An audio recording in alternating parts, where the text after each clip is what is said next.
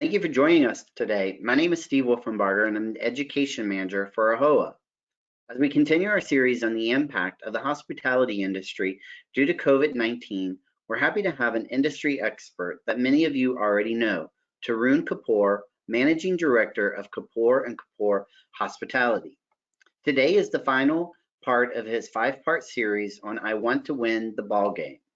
Today, he will help us understand the role of CIO in fostering a data-driven environment and implementing key technology solutions to share information, enhance performance, and improve the guest experience. Now, before beginning, we ask that you please take notice of the following disclaimer for all of those listening to this presentation. Also, there will be a Q&A available at the end of the presentation, so for any questions you may have, please type them into the questions section. Also, we encourage you to take advantage of this opportunity to ask what is on your mind, and don't be shy, but please note we may not get through all your questions during our time. Also, we will make today's presentation available for all on our COVID-19 resource page within 24 hours.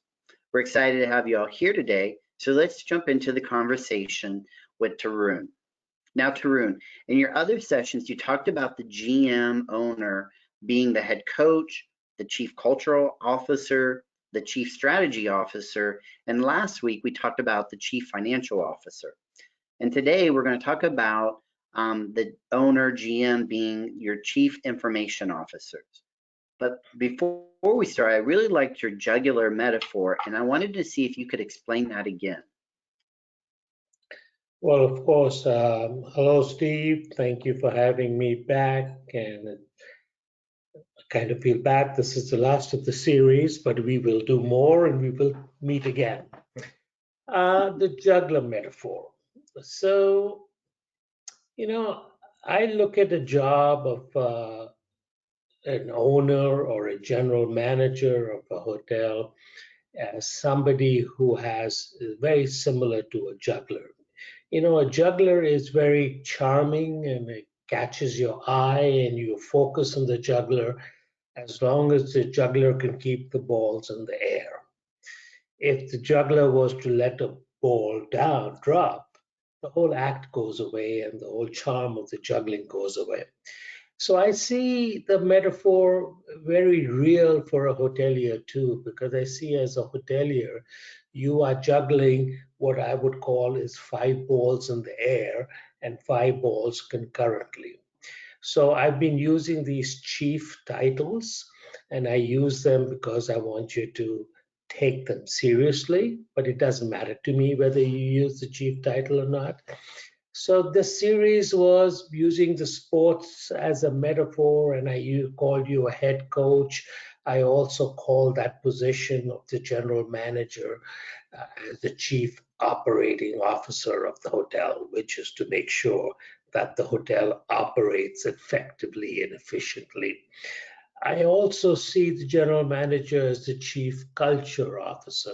This is the person setting the culture, setting the tone of the culture for our people, so our guests can get the experience that we want our guests to get. Our associates have to feel the culture. I also see you as a GM, owner, operator, as the chief strategy officer, which is how do I want to market my hotel? How do I want to position my hotel in its marketplace to succeed and sustain its success?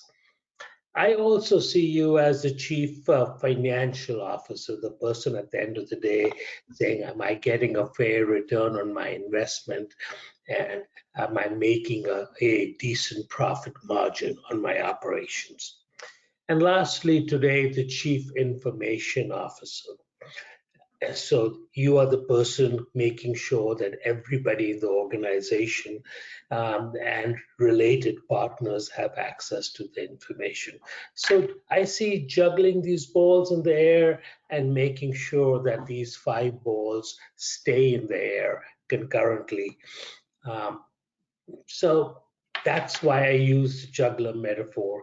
Maybe at the end of the session, I'll use a related or different, slightly different metaphor to connect the dots between all the different things that we've talked about today. So, Steve, there's your juggler metaphor. Which, trust me, we all understand that juggler metaphor, and I think everyone is currently doing that, especially during the COVID pandemic. So that's a great metaphor, and I really appreciate that. Now, let's talk about the Chief Information Officer. When we think about them, there's three areas that they're really involved in. It's the community, the associates, and for your investors or partners. So how do you break that down as the CIO for those three areas? So before I get into each one of those areas, and I think that's the crux of today's discussion, but let's sort of focus on what I see as the CIO, or the Chief Information Officer. You see, concepts that are very popular today in successful businesses are transparency and communications. So almost every success story that you hear about as a business leader, or even companies that are successful, you will almost always find that they opine that you need to be transparent and you need to have timely communications. So what is transparency? I think I've used transparency a few times before in some of our other sessions. Transparency to me is whatever I do, whatever I say, whatever decision I make, and whatever decision my managers make, and whatever decisions my staff make, that everybody understands how that decision was made and why that decision was made, and what the positive or negative impact of that decision is going to be. Hopefully, you can connect the outcome to the decision, and that transparency then teaches me, if it's a successful outcome, to do it again. And the more transparent I become, the better I become in terms of a leader or a manager. And the second piece is communication. It doesn't matter how much I know as the owner of the business. It doesn't matter how smart I am as the leader of the business. It matters whether I can communicate my knowledge to my people, right? So this is about transparency in decision making and communication of knowledge and communication of your decision and the reasoning behind your decision to your people.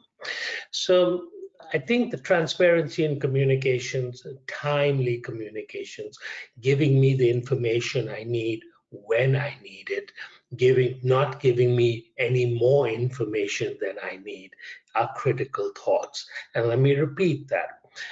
If I get the information I need when I need it, it's the most valuable. I can use it in me doing my job, or I can use it as it's intended to be used, as opposed to getting it 5 days later, or not getting it at all. So timely information and constantly communicated information is critical.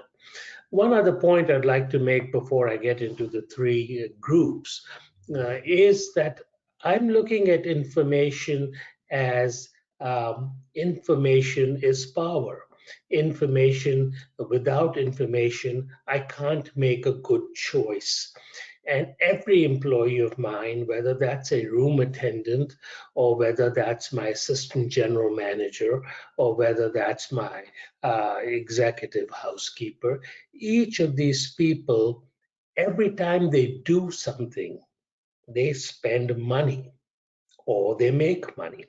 So every action either costs the hotel some money, or saves the hotel some money, or makes the hotel some money.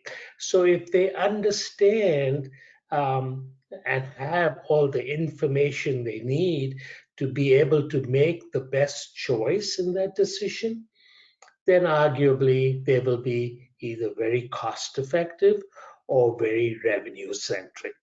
So that's sort of the backstory behind timely information, and that everybody get the information they need when they need it. Now, I think there are three primary stakeholders in every business, in every hotel. Now, there's more stakeholders than these three primary, but I'm focusing on these three primary for the purposes of your hotel, whether you're running a full service hotel, a select service hotel, whether you're running a branded hotel, or whether you're running an independent hotel. These three stakeholders are my associates, the people who I work with at the hotel, are my guests, the community in which I do business, and my investors. So I've actually snuck in a fourth. I'm going to keep the guest out of this for a moment because we've sort of talked about the guest in various different ways in our previous discussions.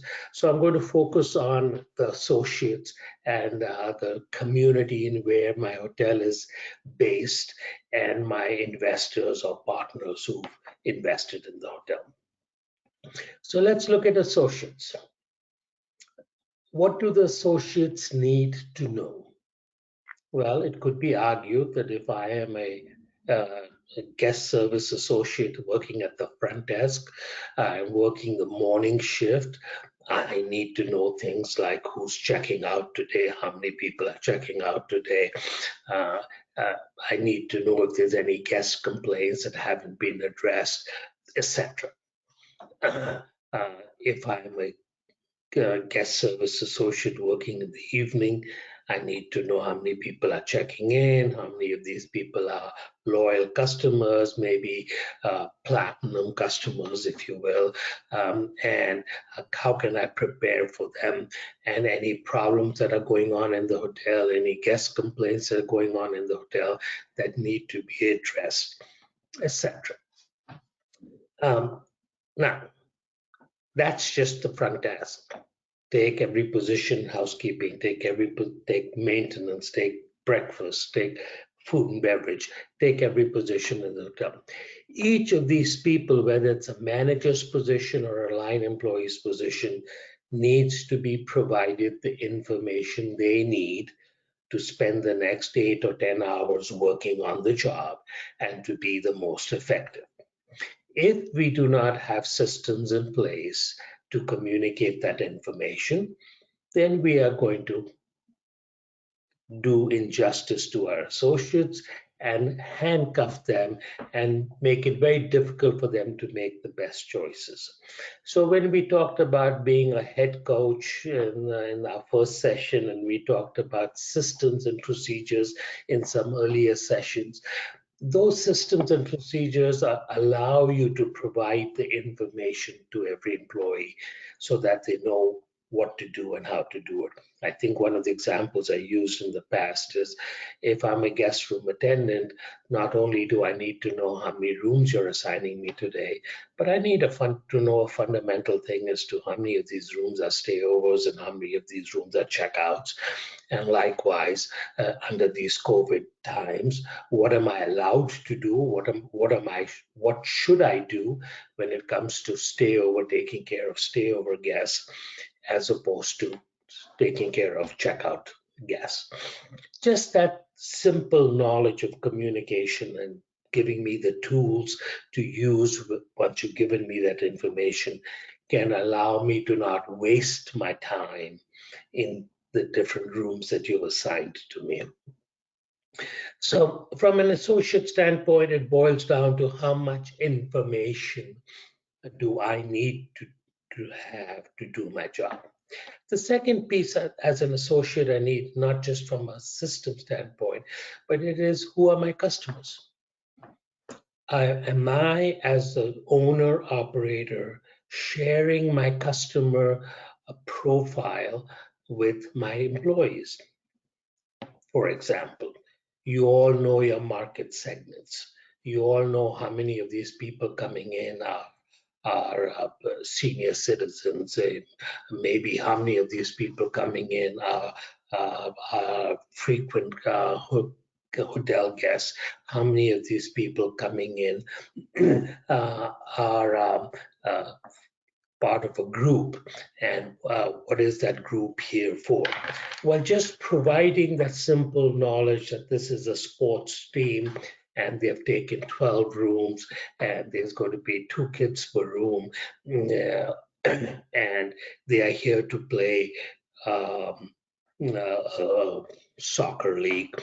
Well, just imagine that knowledge. First of all, how many room attendants are ever told who's staying in their room? And if they were even told, now you're making them leave a little note in my room saying your room was cleaned by Tarun. Imagine if I put in that, not only your room was cleaned by Tarun, but good luck in your match, because you told me this is a sports team. So it forces me as an associate to actually being more knowledgeable, makes me actually a better service provider for my guests because I understand who my guests are. Well, what does that mean? That means that you have to have the system in place to be able to, in the morning huddle, to be able to communicate to the room attendants who's staying in their rooms and why is that information important. And once you've trained me on that and ingrained that in me, I naturally become a better service provider. I'm not just a room cleaner, but I'm also now a guest service provider in very simple ways.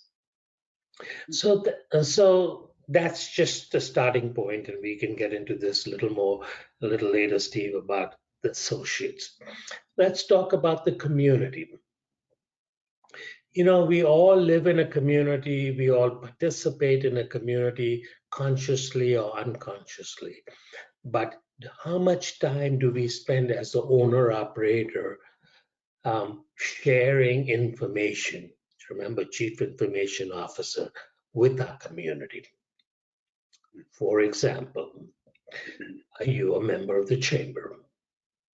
If you're a member of the chamber, how much communication are you doing with the chamber in terms of sharing with them uh, accomplishments of your hotel?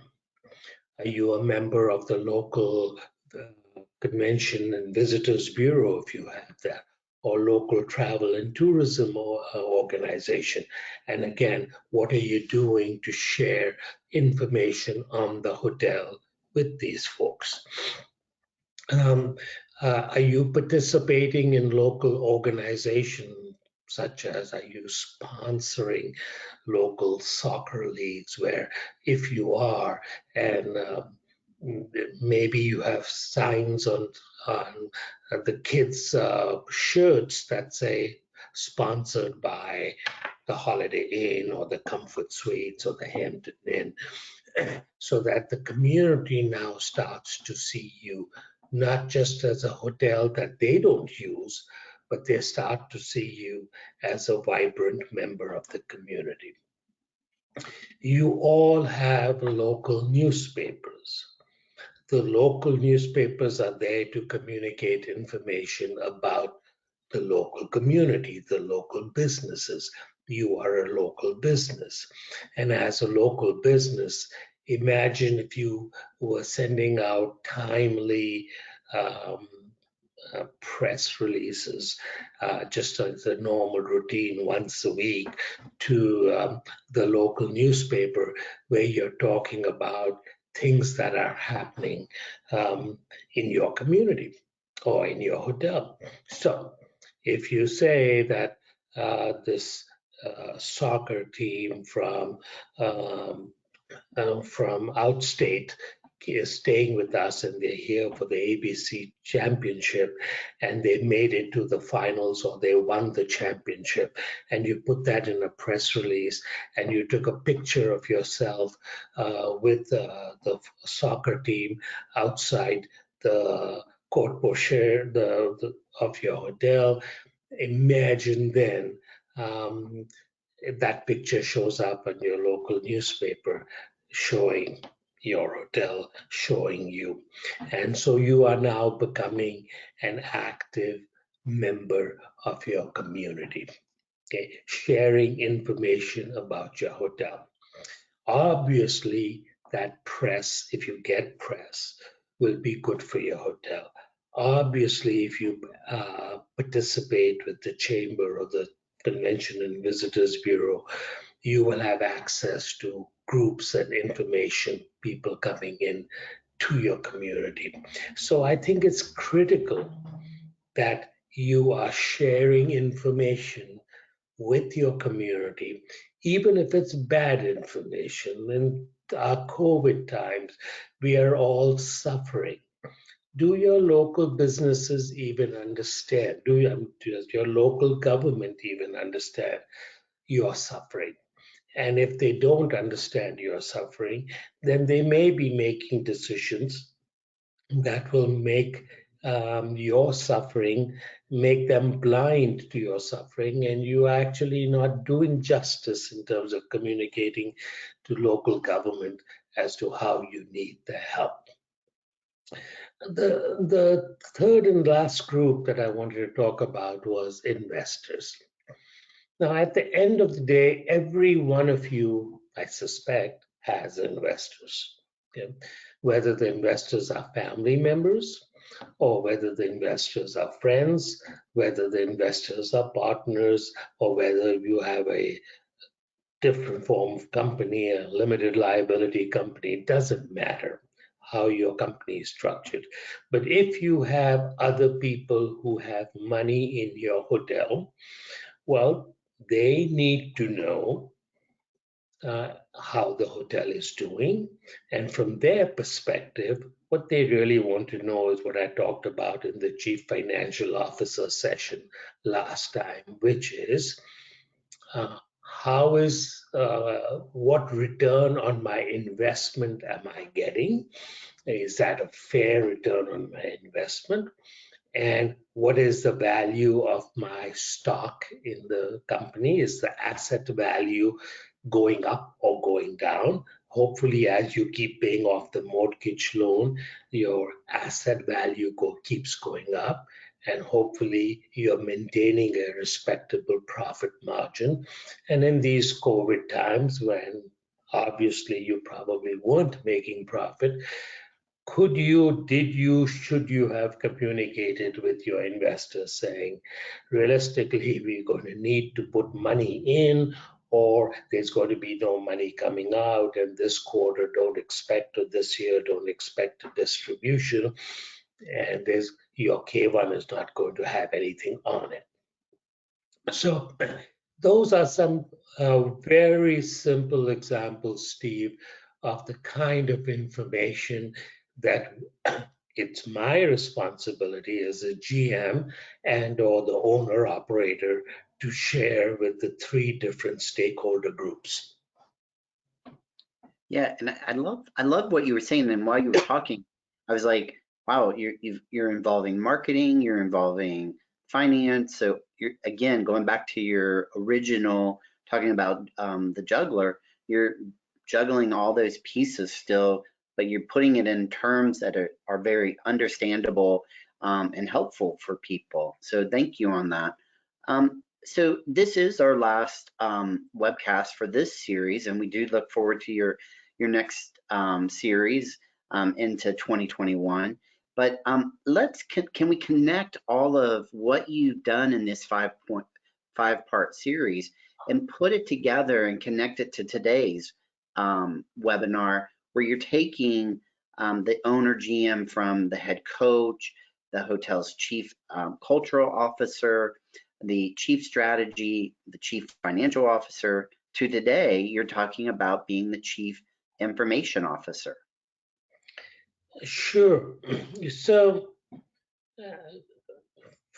for the cynics in the audience, if there are any, I hope not, the title chief, anything, chief financial, chief operating, chief strategy officer, may sound hokey. or may sound, come on, I'm just running a 110 room hotel, select service hotel, so how can I have all these titles? Well, I don't know if you've seen or if you are aware of what is happening with social media. Um, every time I see somebody's name, somebody is famous or whatever, you'll see uh, uh, hotelier. You next to that you'll see speaker. Next to that you'll see provocateur. These are all adjectives that they're putting on their business cards or on their social media links, and that's happening all around us. What that person is trying to convey is that A, I provoke ideas, B, I'm a leader who speaks, who does public speaking, and C, I also happen to be a hotelier. So I want you to look at this as these are 5 functions that need to be performed regardless of what title you put on them. One function is operations, the running of the hotel. One function is maintaining a positive, nurturing culture in the hotel. One function is coming up with the sales and marketing and revenue positioning strategy in the hotel. One function is managing the finances, and now today's managing the information. So these are functions. You can do them using systems, you can do them manually, you can use them with technology, but they have to be performed. The better you perform them, the better your hotel is going to run, the better your business is going to run, the more, hopefully, profitable your business is. The less attention you pay to them, well, that piece that is being neglected will sooner or later, the cracks will surface and they will show. So, a way to connect the dots would be another metaphor. I love metaphors, if you haven't guessed. Another metaphor is a bicycle. Imagine your bicycle, and imagine the wheel, the front or the back, or the rear wheel. Let's take the rear wheel. And you got, I don't know how many spokes they have. They may have 50, 100 spokes in there. And imagine if this is Saturday morning and you're going with your 15 best friends and you're going on a 20-mile bike ride outing. And as you're getting on your bike, you're all dressed up in your tights. And as you're getting on your bike, you see one of the spokes is broken. Now think about it, folks. 50, 60 spokes, you get on the bike and say, it's only one spoke, who cares? I'm going to go on my bike ride, this 20-mile bike ride. Well, guess what's going to happen? Half a mile into the bike ride, another spoke is going to break.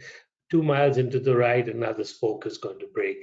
And pretty soon, your wheel is going to collapse, and you are probably going to be left out of your outing with your 20 other friends. They'll leave you behind and they'll go. And each spoke in each of the 2 wheels in the bicycle have to be firm, tight, and effective. So these 5 spokes that we talked about, these 5 balls that we are juggling that we talked about, each of these have to be firm, tight, and effective, and in the air. So with that, Steve, I'll take questions. Yeah, we have received a few questions, but if you have additional questions, please type them into the questions section. The first one that came through, Tarun, is they want to know how often should they look at their data and how often should that be communicated to those 3 pillars that you talked about, associates, community, and owner investors. Oh my God. Whoever asked this question, in some ways, this encapsulates the 5 sessions that we've talked in some way or another. It addresses all 5 of them. So let me Some data has to be looked at and communicated daily. Some data has to be looked at and communicated hourly. Some data has to be looked at, communicated weekly, and then monthly, and then annually, as the case may be. So let's look at one of the examples I cited earlier in the introduction. Let's say I'm a room attendant and we're having a morning huddle. We need to know how many people are in the house. We need to know how many people are checking out. I need to know how many rooms I'm getting to clean and how many rooms I stay over and how many rooms I check out. What I also should be told, in addition to knowing that I got 15 rooms to clean today, what I also should be told by you, if you were a progressive person, going back to one of my earlier sessions, is, well, what was my minutes per room for yesterday or for week to date or month to date? Are my minutes per room better than everybody else of my colleagues, or am I the worst of my colleagues? And if you can give us the weighted average of the minutes per room for the whole team and give my minutes per room in relationship to that, I now have the incentive to either maintain my success or work harder.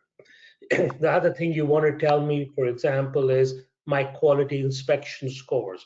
You inspected my rooms, and how did my room inspections come out compared to other people? That piece of information needs to be shared daily. If you share it daily, if your system is set to share it daily, that's powerful.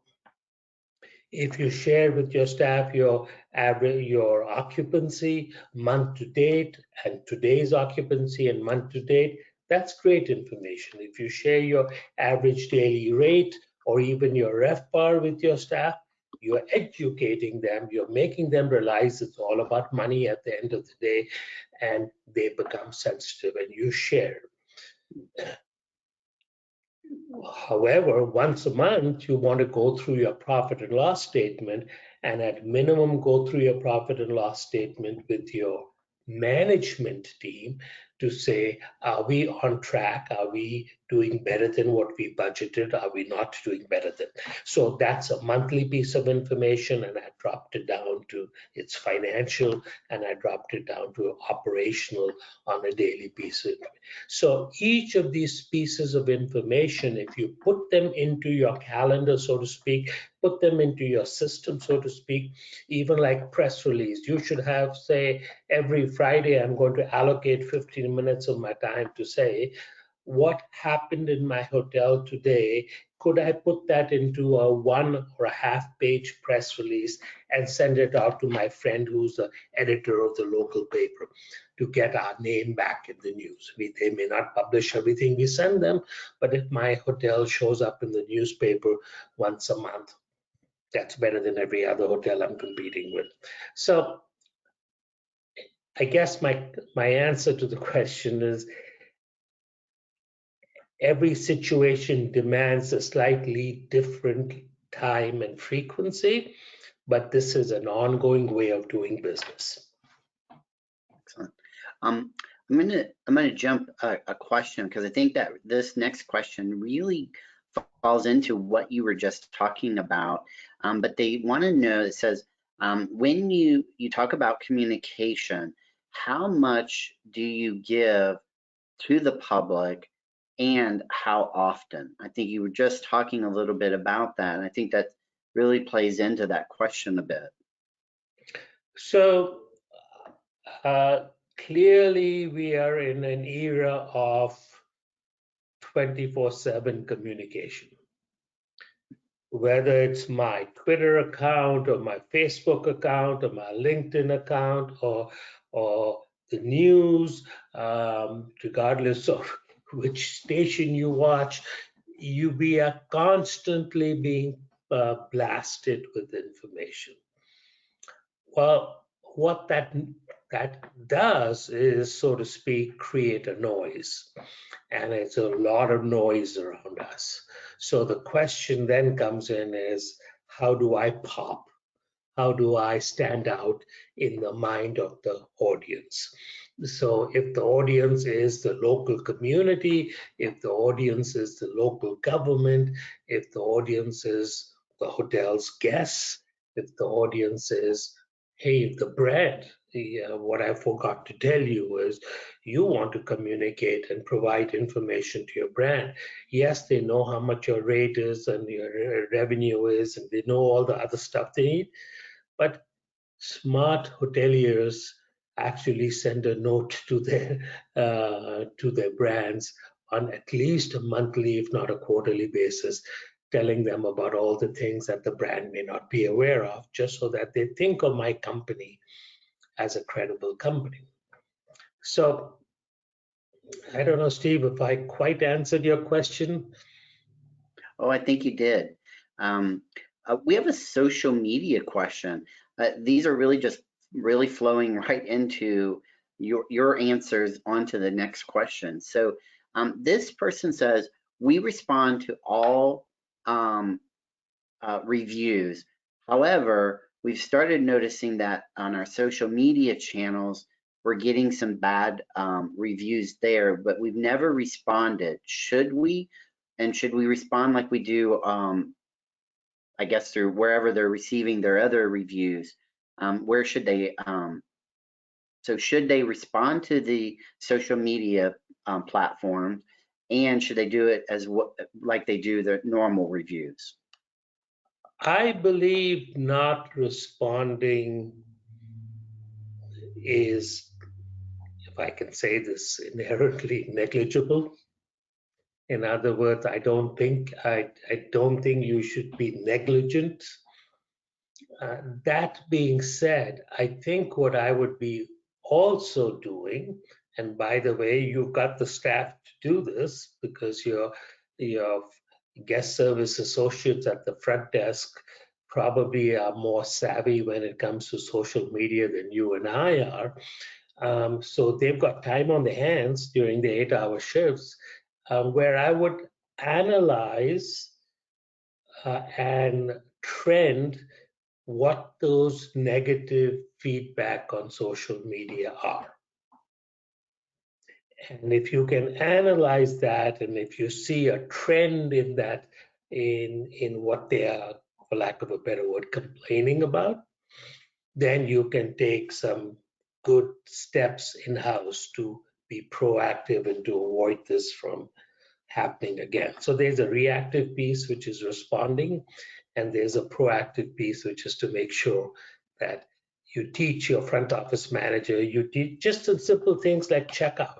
How are we dealing with checkouts if people are leaving and still having a bad experience that they're going to make an effort once they leave to post it in social media? And that's a pretty scary proposition, right? That I didn't catch it, I didn't read their face. I let them walk onto my door, and then they're going to spend 15, 20 minutes writing bad things about my hotel in social media. That's perfect. And those are all the questions. So that was a great one to end on. So Tarun, we want to personally thank you again, and your organization, Kapoor and Kapoor Hospitality, for this 5-part series. For me, it's been a joy to sit and chat with you during these series. And I'm sure everyone appreciates the information that you have provided to them. Tarun's information is on screen. If you need additional information, he is more than willing to help you. He's a great resource of knowledge and ideas, so don't hesitate to reach out to him. We also want to thank everyone who joined us today. Feel free to check out our AHOA COVID-19 resource page on ahoa.com for future webinars and also for past webinars we have done. Have a wonderful day, everyone, and we hope to see you all join us for future webinars and AHOA events. Thank you again, Tarun. Thank you, and happy holidays. Happy holidays to you too, sir. Have a great one. Bye-bye.